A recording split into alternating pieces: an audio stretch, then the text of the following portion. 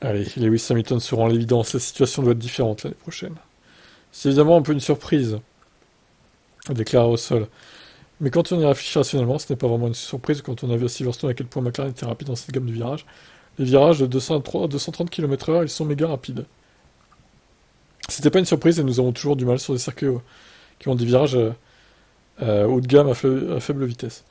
Donc c'est ce qu'il disait, hein, dans les courbes rapides, Mercedes s'est arrêté en fait. Lewis Hamilton, encore lui. Je veux dire que ça met juste en évidence le véritable concept sous-jacent que nous avons et le déficit que nous avons vraiment. Un circuit extraordinaire, c'est le meilleur banc d'essai pour l'équilibre d'une erreur. L'équilibre d'une voiture à haute vitesse et à moyenne et basse vitesse. C'est le circuit de test ultime et ça montre qu'il y a un écart et que nous avons beaucoup de travail à faire pour essayer de le combler l'année prochaine.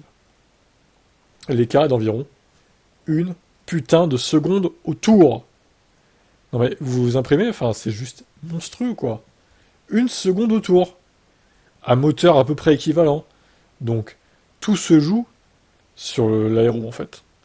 Une seconde à rattraper, ouais, c'est irrattrapable, franchement. Alors sur certains circuits, certes, c'est pas sur tous les circuits comme ça, heureusement, d'un côté. Mais enfin globalement, voilà, la voiture est arrêtée dans les courbes rapides, quoi. C'est ça qu'il faut retenir. C'est catastrophique. C'est catastrophique, vraiment. Donc là, Mercedes, j'ai plus aucun espoir. Même pour l'année prochaine, ça va être très compliqué. Je vous laisse commenter.